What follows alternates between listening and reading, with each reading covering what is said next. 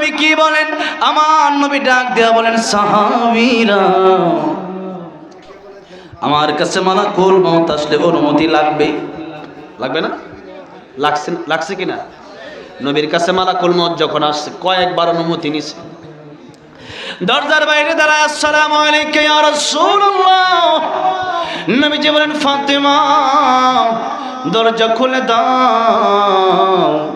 ফাতেমা দরজা খুলে তাকায় দেখলেন মালাকুল মউত আজরাইল দাঁড়ায় রয়েছে। কিন্তু ফাতেমা মালাকুল মউত আজরাইলকে কোনোদিন আর দেখে নাই।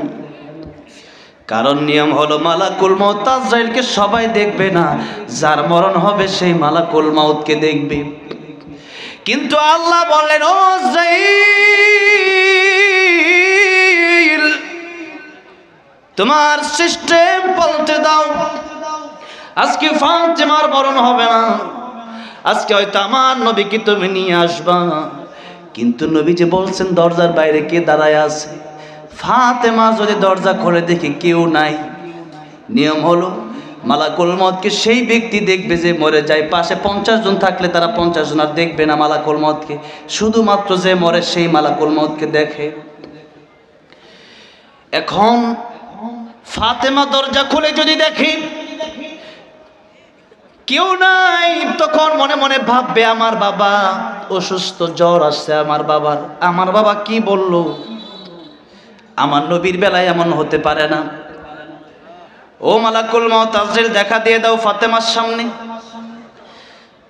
ফাতেমা রাদিয়াল্লাহু আনহা দেখলেন যার মাথা আকাশে, যার পা দুইটা জমিনে। বললেন, ও আমার বাবা, ইয়া রাসূলুল্লাহ, ইয়া হাবিবাল্লাহ, কে যেন এসেছে যার মক্কা মদিনার মানুষের সাথে যার কোনো মিল নাই। ও বাবা, এমন লোক, এমন ভয়ানক আকৃতির লোক আমার জীবনে আমি কোনোদিন দেখি নাই। ও বাবা, এমন লোক দেখি নাই, উনি কি? নবী বললেন, মালাকুল মউত। নবী তাকায় দেখলেন মালাকুল মউত দরজার বাইরে দাঁড়াচ্ছে। নবী বললেন, মার, এটা মালাকুল মউত, দুনিয়ার সব সাত কর্তনকারী। ফাতেমা বললেন, বাবা এমন সময় আসবে কেন? নবীজি বললেন, আমার কাছে অনুমতি চাই, দরজা খুলে দাও, আসতে বলো। ফাতেমা বলেন, না, আমি আসতে দেব না, আপনাকে নিয়ে যাওয়ার জন্য এসেছি। আপনি চলে গেলে আমি বাবা বলে ডাকবো কারে? হাসান হুসাইন নানা বলে ডাকবে কারে? আপনাকে আমি যেতে দেব না। নবী বলেন, ফাতেমা রে, দুনিয়ার মানুষের কাছে মালাকুল মউত আজরাইল অনুমতি চায় না। আমি নবী, আমি আল্লাহর বন্ধু, আমি রাহমাতুল লিল আলামিন, মালাকুল মউত আজরাইল আমার কাছে অনুমতি চায়, দরজা খুলে দাও, এটাই ভালো হবে। দরজা খুলে দাও বলো, এখনো জান কবজ করেন। নবীজি কি বললেন, ইয়া রাসূলুল্লাহ, আল্লাহ মানে পাঠাইছেন, বলছেন আপনি থাকতে চাইলে আল্লাহ বলছেন আপনাকে হায়াত দিবে, আপনি চলে যাইতে চাইলে নিয়ে যাব। নবী বললেন, হাত্তা ইয়াতিয়ানি জিবরাইল, জিবরাইল আসার আগ পর্যন্ত তুমি অপেক্ষা করো। ইতিমধ্যেই জিবরাইল আমিন আলাইহিস সালাম চলে আসলেন। এবার নবীজি বলেন, আমি যাব না থাকবো? অনেক লম্বা ঘটনা।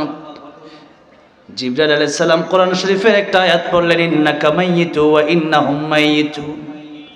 ওগো নবী, এই পৃথিবীতে কেউ বাঁচতে পারবে না, কাফির বেঈমানেরাও মারা যাবে, আপনিও মারা যাবেন। ইয়া রাসূলুল্লাহ, ইয়া হাবিবাল্লাহ, আগেই জানিয়ে দিয়েছেন আল্লাহ রাব্বুল আলামিন, কুল্লু মান আলাইহা ফানি ওয়া ইয়াবকা ওয়াজহু রাব্বিকা যুল জালালি ওয়াল ইকরাম। সব শেষ হয়ে যাবে, এই দুনিয়াটাই ধ্বংস হয়ে যাবে, একজনের কোনো মরণ নাই। জবান খুলে বলেন, তিনি কে? ইয়া রাসূলুল্লাহ, ইয়া হাবিবাল্লাহ, তবে দুনিয়ার চাইতে আখিরাত আপনার জন্য কোটি কোটি গুণ উত্তম। অনেক লম্বা ঘটনা আমি বোঝাতে চাই। নবীর কাছে মালাকুল মউত আজরাইল এসে অনুমতি নিয়েছেন কি নেন নাই? নবী বলেন, ও সাহাবীরা, আমি নামাজের পরে আমার কাছে মালাকুল মউত আসতে অনুমতি লাগবে, তা ঠিক, কিন্তু আমি ডান দিকে সালাম ফিরায়া বাম দিকে আমি সালাম ফিরাবো, এ গ্যারান্টি আমি নবী নিজেও দিতে পারবো না। নবী বলেন আমি ডান দিকে সালাম ফিরায়া বাম দিকে সালাম ফিরাবো, এই গ্যারান্টি আমি নবীও দিতে পারবো না। আর আমরা মনে করি আমরা আর 50 বছর 60 বছর বাঁচবো, আমরা মনে করি আগামী রমজানে ভালো হব, বিয়ে করার পর ভালো হব। কে দিছে আপনার বিয়ের গ্যারান্টি? গ্যারান্টি নাই। নাই। এই দুনিয়াতে আসছি পরীক্ষা দেওয়ার জন্য। এই দুনিয়াতে পরীক্ষা দিয়ে যদি পাস করেন, কিয়ামতের ময়দানে শান্তি, কবরে শান্তি। আমার ভাইরা, আমার মুরব্বী বাবাজিরা,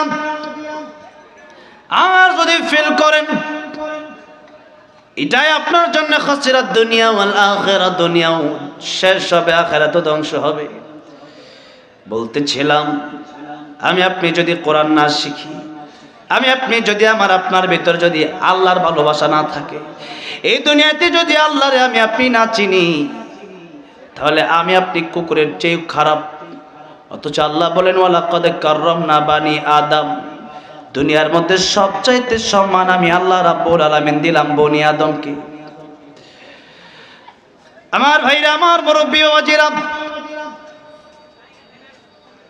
আব্দুল্লাহ ইবনে হুযাফা ডাক দিয়া বললেন, রমিন কুকুর, তোর কথা আমি খ্রিস্টান হব না। এই দুনিয়ার ভিতরে সবচাইতে বড় গুনার নাম হলো শিরিক।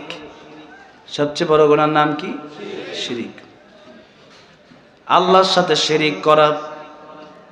কারণ একজন স্ত্রী যদি একজন স্বামীরে বাদ দিয়ে আর 10 জন ছেলের সাথে চলে, স্বামী বলবে তুই আমার খারাপ স্ত্রী, তোরে ঘরে জায়গা দেওয়ার মতো টাইম নেই, তোরে ঘরে জায়গা দেবো না, বের হয়ে যা, দরকার নাই তোর মতো স্ত্রী আমার। ঠিক না বেঠে? আল্লাহ রাব্বুল আলামিন বলেন, আমি আল্লাহরে বাদ দিয়া যদি অন্য কাউকে ভালো লাগে, ইয়া মা'শারাল জিন্নি ওয়াল ইনসি ইন ইসতাতা'তুম আন তানফুযু মিন আকতারিস সামাওয়াতি ওয়াল আরদি ফানফুযু লা তানফুযুনা ইল্লা বিসুলতান। আল্লাহর আইন বাদ দিয়া, আল্লাহর গোলামি বাদ দিয়া অন্য আইন যাদের কাছে ভালো লাগে, এই বাংলাদেশে এখন এমন উপদেষ্টা আছে, নাস্তিক উপদেষ্টা, বামপন্থী উপদেষ্টা, যারা এখনো চায় না কোরআন আইন এই দেশে বাস্তবায়ন হোক। এই জন্য আমরা বলেছি এই দেশে উপদেষ্টা থাকবে, নেতা থাকবে, প্রধানমন্ত্রী থাকবে। আমার রফিক মাদানী ভাই আমার সাথে একটা আলোচনায় বুট বাজারে বলেছে,